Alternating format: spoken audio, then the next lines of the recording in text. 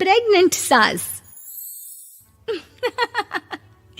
जमाना कितना भी बदल जाए, इतना भी नहीं कि बहू घर आए और सास गर्भवती दिख जाए। देखो मीरा, माँ का पूरा ख्याल रखना है, उनसे अब काम नहीं होता है। क्यों, क्या हो गया है? तुम्हारी माँ तो हट्टी कट्टी दिख रही है, पूरी शादी में घोड़ी की तरह नाची है, अब क्यों काम नहीं होता उनसे? वो माँ प्रेग्नेंट है ना, बच्चा होने वाला है। मैं कभी भी भाई बन जाऊंगा इस साल के अंत तक। क्या बोल रहे हो? वो सर पर हाथ रखकर बैठ जाती है। यार, पहले क्यों नहीं बताया? कैसा मजाक है ये?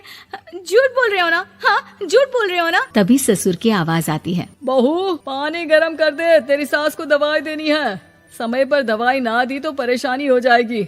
और हाँ, जरा काजू पीस कर दूध में मिलाकर ले आना। तेरी सास खुद से तो अपनी संभाल करेगी नहीं। हे भगवान, ये मैं क्या सुन रही हूँ? ये ससुर जी को क्या हो गया है? मैं क्या सोच कर आई थी? हाय रे, मैं तो किसी को मुंह भी नहीं दिखा पाऊंगी। अब ये रोना धोना बाद में करना, पहले गर्म पानी कर दो, माँ को दवाई देनी होगी। और हाँ, रात को माँ के पैरों में तेल लगा देना। बहू को गुस्सा आ जाता है, वो बड़बड़ करती किचन में जाती है जहाँ उसका ससुर खड़ा होता है। एक बड़ी जिम्मेदारी है हम सबके सर ऊपर। इस उम्र में माँ बनना खतरे से खाली नहीं होता। हाँ हाँ, पता है, तो क्यों बन गई माँ? अरे खतरे से कम नहीं है तो क्या जरूरत थी लल्ला पैदा करने की?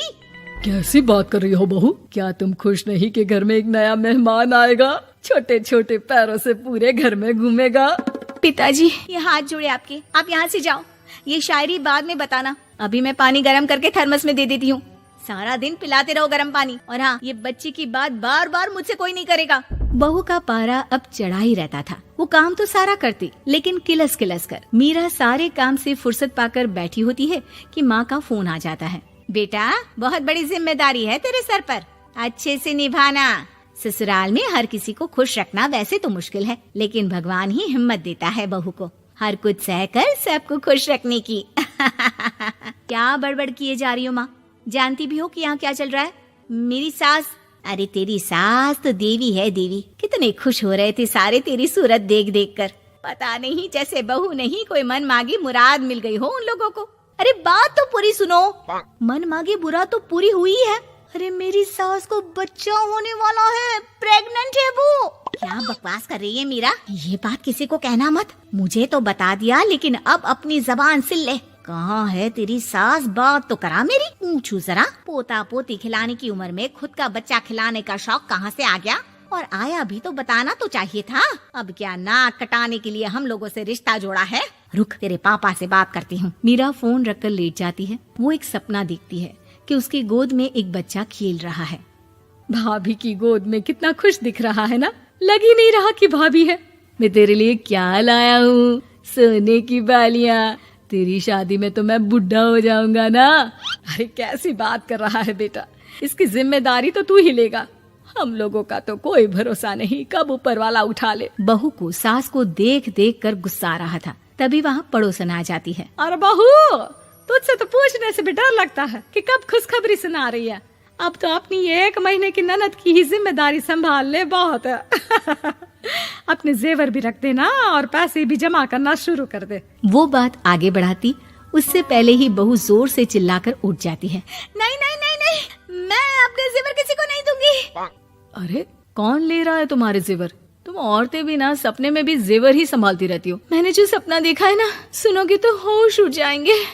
अच्छा, तुम अपना सपना बाद में बताना, पहले मेरा सुनो। कल मैंने इतना अच्छा सपना देखा कि अगर वो पूरा हो जाता है ना तो मैं तुम्हारे लिए रानी हार बनवा दूंगा। बहू अब सारे गम भूलकर पति का सपना सुनने में लग जाती है। अरे क्या सपना था, बताइए ना। बोलिए भी तो, क्या सपना है? मैं पूरा कर दूंगी अगर बात रानी हार की है तो। बोलिए बोलिए। मैंने रात को सपना देखा कि माँ को बेटी हुई है और मुझे बहन। सच्ची, इस घर में बेटी हो जाए तो मैं तो झूम ही उठूं। मीरा का मुंह बन जाता है। वो चुप हो जाती है और सपने की बात याद करती है कि बेटी हुई तो उसे ही अपने गहने उसे देने होंगे। फिर तो रानी हार की जरूरत पड़ेगी ही। भाई, लड़की बड़ी होगी, उसकी शादी होगी तो जेवर तो चढ़ाने ही होंगे ना। कहाँ से आएंगे वो? कितने समझदार हो तुम मीरा। मैंने भी यही सोचकर तुम्हारे लिए रानी हार लेने का सोचा था। अरे फूटी किस्मत मेरी जो ऐसा परिवार मिला। मेरे पापा की तो मैं अभी क्लास लगाती हूँ, जो सब जानते हुए भी ऐसे परिवार में मेरी शादी कर दी। बहू पिता को फोन लगाने ही वाली होती है कि ससुर की फिर से आवाज आती है। बहू गरम पानी ले आ जल्दी, थर्मस में खत्म हो गया है। बाद में खबर लेती हूँ मैं पापा की, पहले सास को गर्म पानी दिया हूँ। बहू अभी किचन में काम कर ही रही थी कि मीरा के मम्मी पापा आ जाते हैं। वो हाथ में ढेर सारे फल लेकर आते हैं। मीरा के पिता मीरा के ससुर से कहते हैं, लीजिए भाई साहब, ये फल रखिए, बहन जी को खिला दीजिएगा। वैसे कैसी है उनकी तबीयत? बस पता तो है आपको, ऐसे वक्त में जो होता है बस वही सब। मुझे तो सुनकर बहुत गुस्सा आया था, लेकिन चलिए, भाग्य में जो है लिखा उसे कौन टाल सकता है। डॉक्टर को दिखाए? हाँ, बस डॉक्टर आने ही वाला है। अच्छा हुआ आप लोग भी आ गए। उतने में एक सुंदर सी लेडी डॉक्टर आती है। पेशेंट कौन है आप? अरे नहीं जी, मैं तो बहू हूँ इस घर की। मैं तो अभी सोच भी नहीं सकती पोता या पोती के बारे में। अभी तो मेरी सास ही। अरे चुप हो जाना, देख तो ले, डॉक्टर है ये, किसी के भी सामने गुस्सा फोड़ देती है। डॉक्टर कमरे में जाती है और थोड़ी देर बाद बाहर आ जाती है। पीछे से सास भी निकल आती है। हे भगवान, इतना दुख तो किसी को भी ना दे जितना मुझे दिया है। देखिए बहन जी, आप लोगों को तो ये सोचना भी नहीं चाहिए था। वही तो मैं भी कह रही थी कि आप लोगों के लिए तो सोचना भी गुनाह है, लेकिन अब पछताए होत क्या जब चिड़िया चुग गई खेत। डॉक्टर वहाँ से चली जाती है। मैं माँ नहीं बन सकती, मैं प्रेग्नेंट भी नहीं हूँ। ये कैसे? तुम तो बोल रही थी कि अरे वो गैस का दर्द था और पेट भी गैस से फूल रहा था। डॉक्टर ने चूर्ण दे दिया है, गर्म पानी से फांकना है। हाँ? मैं अभी लाती हूँ गर्म पानी। अरे मैं तो गीजर ही लगा देती हूँ।